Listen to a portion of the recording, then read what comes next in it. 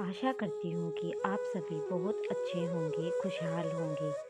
शुरू करते हैं करवा चौथ की कहानी। बहुत पहले की बात है, एक साहूकार के 7 बेटे थे और उनकी एक बहन थी करवा। सभी सातों भाई अपनी बहन से बहुत प्यार करते थे, यहाँ तक कि वे पहले उसे खाना खिलाते, बाद में स्नेह खाते थे। एक बार उनकी बहन ससुराल से मायके आई हुई थी। शाम को जब भाई अपना व्यापार व्यवसाय बंद करके घर आए तो देखा कि उनकी बहन बहुत व्याकुल थी।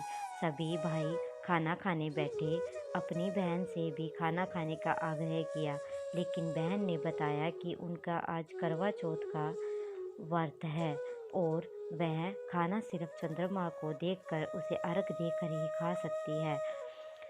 चंद्रमा अभी तक नहीं निकला है, इसलिए वह भूख प्यास से व्याकुल थी। सबसे छोटे भाई ने अपनी बहन की हालत देखी नहीं जाती थी और वह पीपल के पेड़ पर एक दीपक जलाकर चलने की ओट में रख देता है।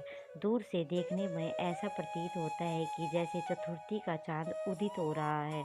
इसके बाद भाई अपनी बहन को बताता है कि चांद निकल आया है, तुम उसे अर्घ्य देकर बाद में भोजन कर सकती हो। चांद को देखती है और उसे अर्घ देकर खाना खाने बैठ जाती है। वह पहला टुकड़ा मुंह में डालती है तो उसे छींक आ जाती है।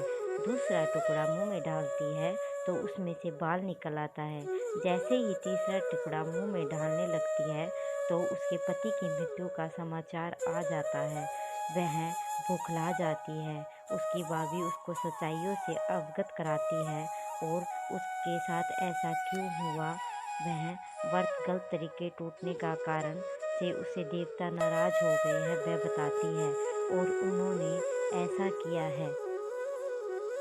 सच्चाई जानने के बाद वह निश्चित करती है कि वह अपने पति का अंतिम संस्कार नहीं होने देगी और अपने सत्विश से पुनर्जन्म दिलवा कर रहेगी।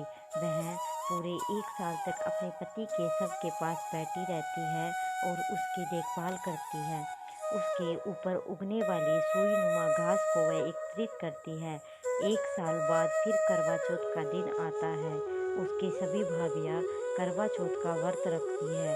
जब भाभियाँ उससे आशीर्वाद लेने आती हैं तो वह प्रत्येक भाभी से कहती है, यम सुई ले लो, पिया सुई दे दो, मुझे भी अपनी जैसी सुहागन बना दो, ऐसा आग्रह करती है। लेकिन हर भाभी उसे अगली भाभी से आग्रह करने को कह देती है। इस प्रकार छठी भाभी के पास वह आती है तो उसके कारण भी उसके कान में भी यही बात दोहराती है। उसकी भाभी बताती है कि छोटे भाई के कारण तुम्हारा व्रत टूटा था। अतः उसी की पत्नी में वो शक्ति है कि तुम्हारे पति को दोबारा जीवित कर सकती है। इसलिए जब वह आए तो तुम उसे पकड़ लेना। जब तक वह तुम्हारे पति को जिंदा ना करते उसे छोड़ना मत। ऐसा कहकर वह चली जाती है। अंत में सबसे छोटी भाभी आती है। करवा उसे सुहागिन होने का आग्रह करती है, लेकिन वह टाल मटोल करने लग जाती है। ऐसे देखकर करवा उसे जोर से पकड़ लेती है और अपने सुहाग को जिंदा करने के लिए कहती है। भाभी उसे छुड़ाने के लिए उसे नोचती है, लेकिन करवा नहीं छोड़ती है। अंत में उसकी तपस्या को देखकर भाभी पसीज जाती है और अपनी छोटी उंगली को चीरकर अमृत उसके पति के मुंह में डालती है। ऐसे करवा का पति श्री गणेश करने लग जाता है। इसी प्रकार उसके छोटे भाई के माध्यम से उसका पति फिर से जीवित हो जाता है। जय श्री गणेश, जय हो करवा चौथ माता की। आशा करती हूँ कि आप सभी मंगलमय होंगे, आपके पति की उम्र लंबी हो। वीडियो अच्छी लगे तो कमेंट, लाइक और सब्सक्राइब कीजिए मेरे चैनल को। धन्यवाद।